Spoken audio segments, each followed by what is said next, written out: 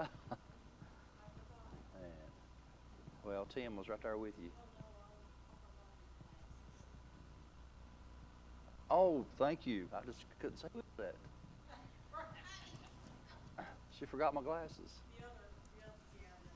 Okay. Now she's going to pick on me. Pick on the blind guy, right? All right, good morning again. So we are in chapter 10, lesson 10. As Brother looking at Elijah. Well, now we're looking at Elisha, and we have been the last couple of weeks. So we looked last week. I guess in a short version was we looked at a young man who had lost his cutting edge, and went through some things. And maybe sometimes we lose our cutting edge, and how we can to get our cutting edge back, because he was kind of, I hate to use the word useless, but he was ineffective without that axe head. And you all, I don't know, y'all believe that the axe head floated. So I guess that's pretty good, isn't it? I do too. He was talking, Brother Randy had mentioned there about the things going on in the United Nations with Israel. And it's amazing how God has protected Israel, even in times when they were totally in the wrong. Their leadership was in the wrong, and yet God has covered them. He's carried them through. He's always kept a remnant of that people. And God does it, doesn't He? He loves us when we're good, and He loves us when we're not so good. So that's something to be thankful for. And we're going to look a little bit. If you look and you think about all the different ways that God has protected Israel, I mean, you go back to Moses, how he protected them to bring them out of Egypt, just how God worked all that out.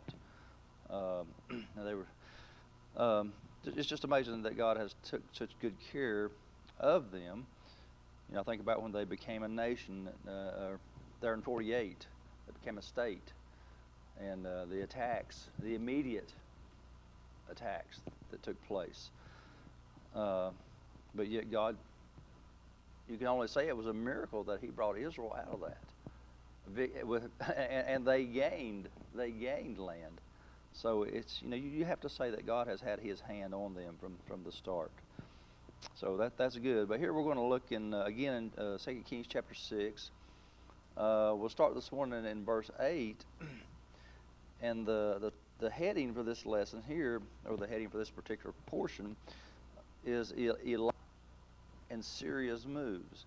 So Ben-Hadad, the king of Syria, is going to make a move on Israel. They're going to try to attack, and they're going to share some information. But we're going to see how God is going to intervene, and how He's already ahead of what's going to take place.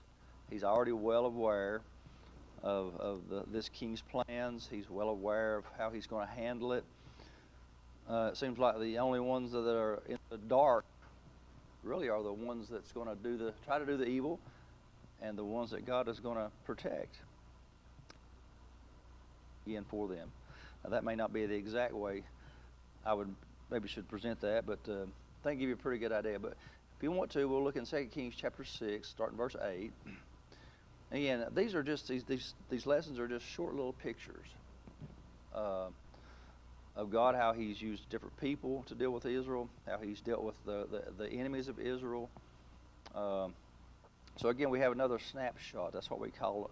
I guess it works sometimes. You get out on the floor and you can walk by a group of people doing something, you take a snapshot of them. We always tell now the leaders, you say don't take a snapshot and say that's the whole picture, because it's not. You just catch a moment in time. There's a lot more to the story sometimes. But 2 Kings chapter 6, verse 8, it begins. It says, "Then the king of Syria warred against Israel and took counsel with his servants, saying," he says, "in such and such a place shall be my camp." So he's laying out his battle plans, and he's letting them know this is where I'm going to be. This is where I'm going to gather my soldiers together in this camp. It says, "And the man of God," in verse 9, it says, "And the man of God sent unto the king of Israel," which I understand would be Jehoram at this time, saying, beware that thou pass not such a place, for thither the Syrians are come down. And the king of Israel sent to the place which the man of God told him, and him of, and saved himself there, not once nor twice. So this was very good information to have, wasn't it? You know, they were late, and it could have been a great defeat. He says in verse 11, there the heart of the king of Syria was sore troubled.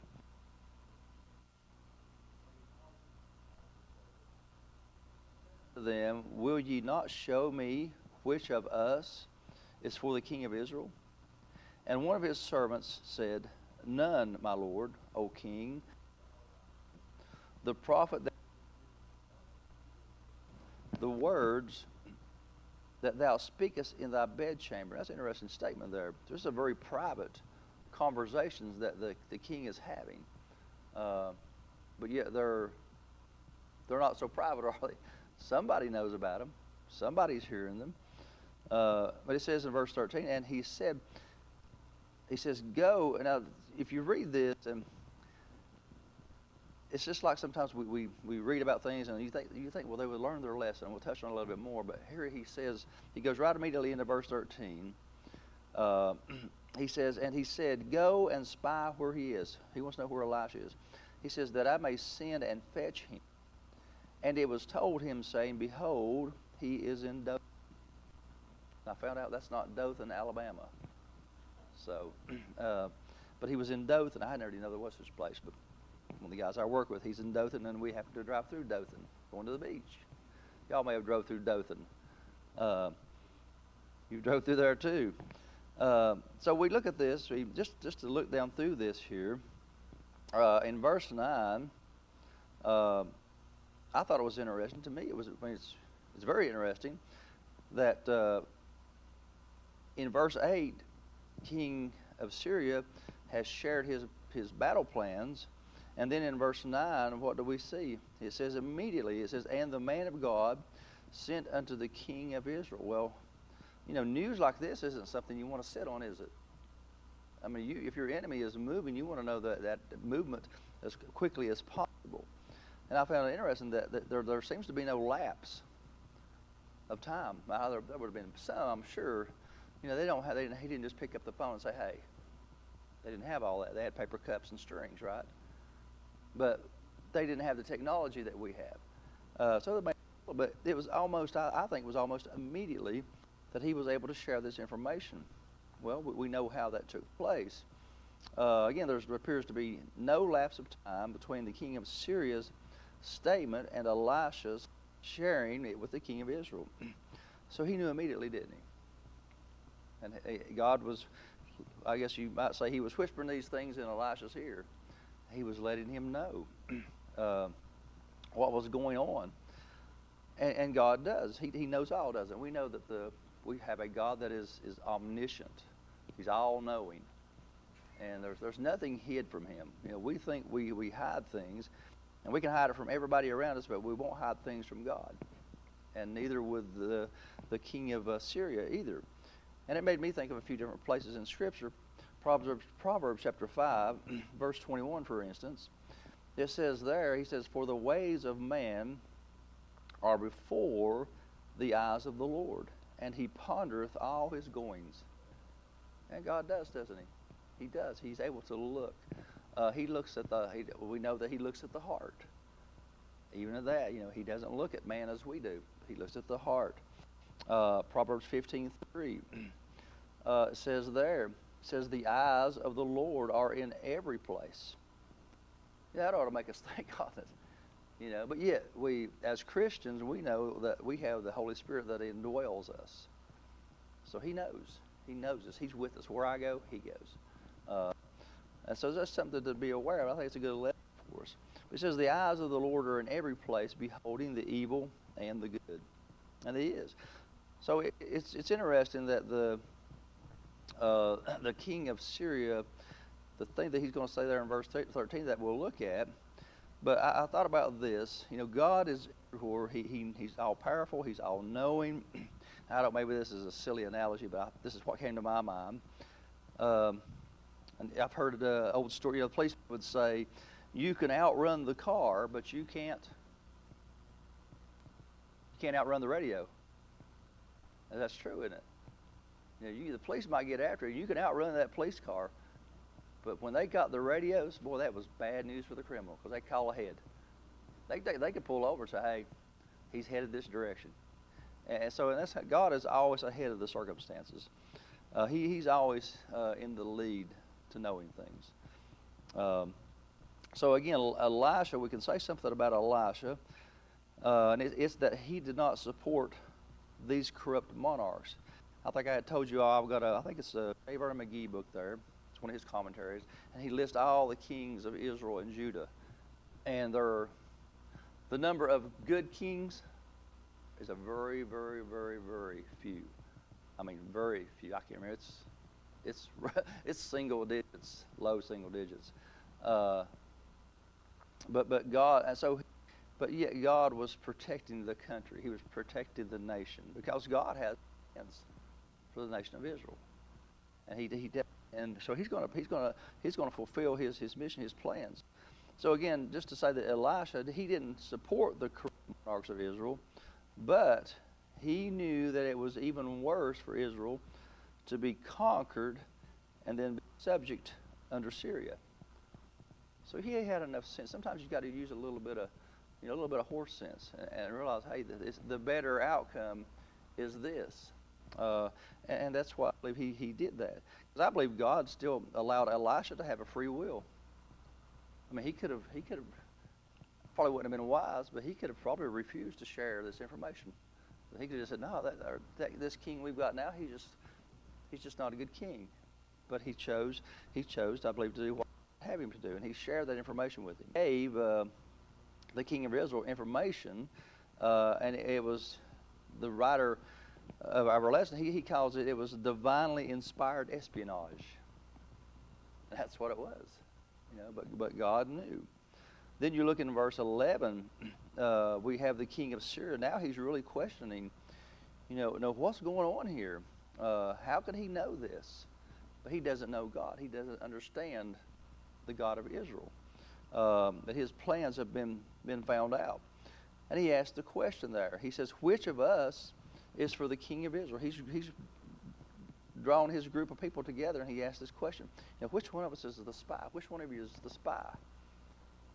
And wisely, he has a person there in verse 12 that says, none, my lord, O king, but Elisha. So he's leading him along to kind of say, hey, we're up against something maybe more than we thought we were. This is not like any other nation maybe that we've come up against. See that, but we see also the king was justified by the way the king of Israel knew all of Syria's plans beforehand. Well, I would be, wouldn't you? I mean, how does he know this? We do this, and we've been so careful, but yet got information on us. So they were definitely being very careful, trying to be careful about how they handle the matters. So he was convinced, again, that there was a traitor among them, and then one of his servants. They revealed that Elisha the prophet, he's in Israel. He's the one that is in the know, and he's the one that is revealing these things. And I thought it was interesting that he says there in verse 13, maybe I just think oddly, but he says in verse 13, so he knows all this. He knows they've been found out. He knows there's somebody that is a source of information. And what does he do? He says, go and spy where he is, that I may send and fetch him. And I read that, and I thought, well, does he not think that Elisha won't know about this also? I mean, that's just my thinking. But yet he's going to go headlong, and he's going to do a repeat on what he's done before. And so again, he does not understand the workings of God. And the world does not understand how God works. I think sometimes we don't understand how God works, but we know that he does work, don't he? And we understand that. He's going to make things come out the right way. So again, I just put for myself that some things are better left alone. But apparently the king of Syria hasn't learned that yet. but I think he will. He will learn that. That you just need to leave. You just need to leave Israel alone. You need to go. If you want to attack, go somewhere else, and do it. So we're going to see that they're going to find out where Elisha is. They're going to send a group, an army there. We're going to try to surround the city. We're going to look in again chapter 6, verses 13 through 17. Where here it talks about Syria's horses and chariots. Now, we'll see Syria's version of horses and chariots, and then we'll get a little glimpse of God's horses and chariots. And there's a great difference. But it says in verse 13, and he said, go and spy where he is, that I may send and fetch him. And it was told him, saying, behold, he is in Dothan. In verse 14, therefore he sent thither horses and chariots and a great host. So at this time in history, they didn't have tanks. So the horses were their version of a tank. You know, they could do a lot with these things. And these chariots, these were the epitome of modern warfare in this time, though. So they had their horses and they had their chariots. So he sends these forth, and he also sends a great host. And it says, and they came by night and compassed the city about. So I'm thinking the king here, he's thinking, we got him. Just come back. We the city, it's all just a matter of time before we go in and we out and bring him to you. It's interesting, though, that what takes place. So apparently Elisha's had a pretty good night's sleep, I would say. It says, and when the servant, verse 15, and when the servant of the man of God was risen early and gone forth, behold, an host compassed the city. You think they were just out in the open? I bet they were at least hid in some way. But Elisha knew they were there. He knew the enemy was present. But it says, when the servant of the man of God was risen early and gone forth, behold, an host compassed the city with horses and chariots. And his servant said unto him, alas, my master, how shall we do? So you see, you have two different views here. You have Elisha's view, and then you have the view of the servant. And why are they seeing? They're seeing two different things, as we'll see down through here. They're looking at it in two different ways. And I think we can all, we do this, I believe, in certain situations. But he asks the question, alas, my master, how shall we do? In verse 16, Elisha answers, and he answered, fear not, for they that be with us are more than they that be with them. Now that's a very important statement there. In verse 17, it says, and I've highlighted this, it says, and Elisha prayed. So that was a very wise decision to make. And so Elisha still had that, steps that he went through and how he related to the Lord and how his relationship was with him. So he prayed and said, Lord, I pray thee, open his eyes. He's talking about his servant. Open his eyes that he may see. And the Lord opened the eyes of the young man, and he saw, and behold, the mountain was full of horses and chariots of fire. I bet Israel or Syria didn't have any of those, did they? I bet they didn't have a single chariot of fire. They had some chariots, but they didn't have these chariots. So there's a big difference in God's protection. I've shared the verse. I can't remember exactly where it's at. But the verse I shared with my niece before she went to Iraq, I told her, the horse is prepared against the day of the battle, but safety is of the Lord. And that's true. So we make our preparations, but God has already made greater preparations in his hand of protection on us. And that's what he's done here with the children of Israel. He is protecting them again. So we look at verse 15, and the question again he asked, alas, what shall we do? And Elisha's servant, what was he focused on? He was focused on just what he could see, wasn't he? Now, I can't fault him for this because we do this. He was focused on the natural, wasn't he? He was focused on, this is what I see, and this is This is what the outcome is going to be. We're surrounded. How are we going to get out of this mess? I think is kind of what he's saying to Elisha there.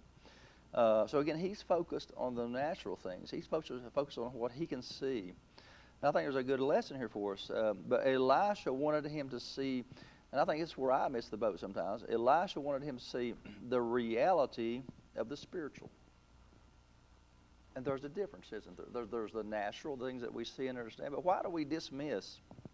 I guess sometimes I'll just go ahead and get ahead of myself, but we're sometimes so dismissive of the spiritual world around us, of the things that are going on that maybe we don't see with the eyes, but we see through faith, or we see through how God reveals it to us. They're both just as real, aren't they?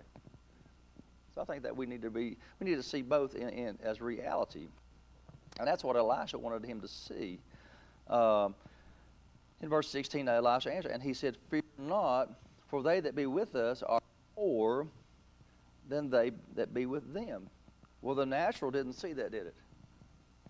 He thought, well, what are you talking about? I don't see that we've got them outnumbered. They've got. But then he asked God to open his eyes and to allow him to see. And it says in verse 17, and he saw, and behold, the mountain was full of horses and chariots of fire round about Elisha. So that protection was there. So again, it's already said this, but it should teach us to not be dismissive of the spiritual world around us. And when a person is blind to spiritual reality, a very good truth here is when somebody is spiritually blind, only God can open their eyes. And that's true, isn't it? You can, the old saying, you can talk to your blue in the face. You can preach to your blue in the face. But until God reveals that spiritual truth to somebody, then there's a plus to that, because you can do your part, but then you just have to hand it over to God. And I think that's what Elisha did. He told him we're in good shape, we're protected, but God had to show him. And the same with us. So it's God. It's only God that can open his eyes, could open his eyes. And he talked about how that God may do it through the words that someone speaks. He does. But again, the work of spiritually opening the eyes, it's a spiritual work, and it belongs to God alone. So again, there's some good truths, I think, in these lessons for us. They're very simplistic, but they're good truths for us to understand. And it made me think of a common verse there.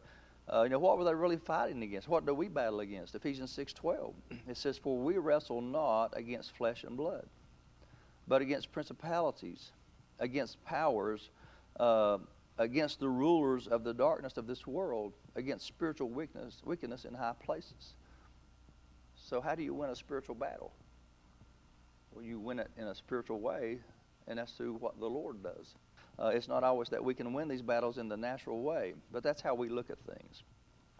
So our key verse for the lessons is 2 Kings 6:16. It says, and he answered, he said, "Fear not, for they that be with us are more than they that be with them." And that's true sometimes. Sometimes we feel outnumbered, don't we? We do, and events can take place in this world.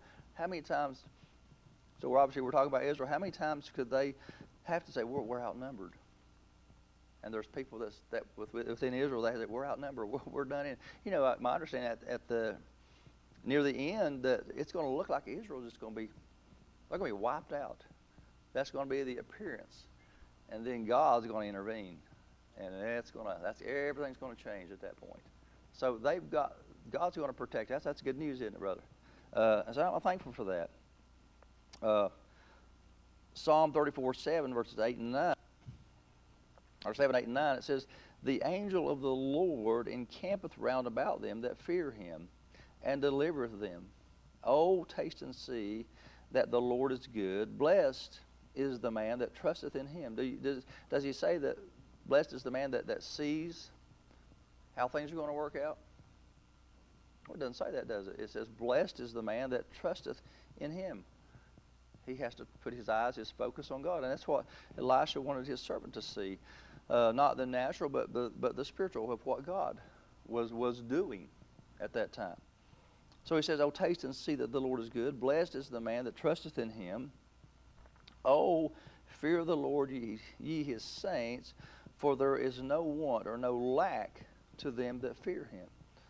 So again, Elisha has prayed that the eyes of his servant would be opened up and that he would see, and he did. So we go on a little bit further in chapter 6. We start in verse 18, and it says here, "But when they came down to him," Elisha, so the Syrian army had come down to him. Maybe they think they've got him, but they don't. But they came down to him. What did Elisha do? He prayed again. Elisha prayed unto the Lord and said, "Smite this people, I pray thee, with blindness."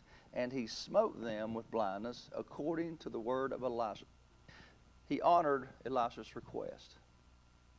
See, we already know that as God used Elijah, he was continuing to use Elisha.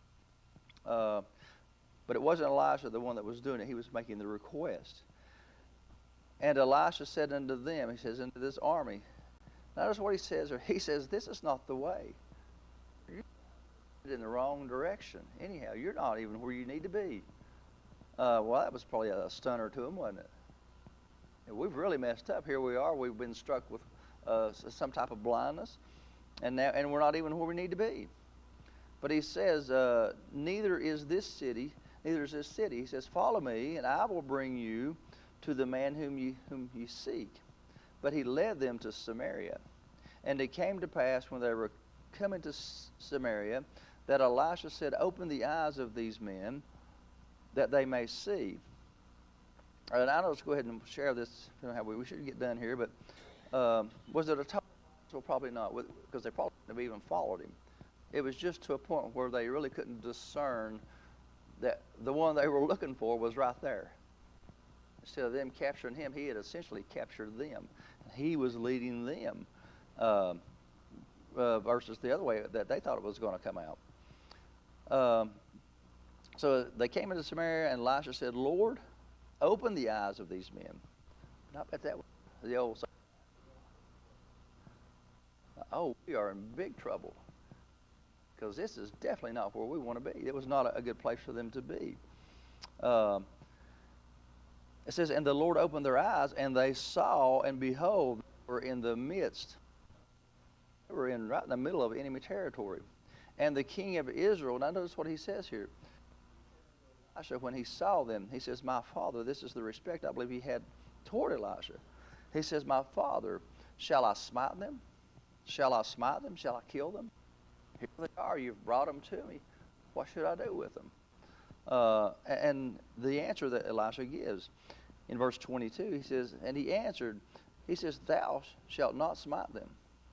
Well, but that was a great relief to those that maybe could understand what was being said.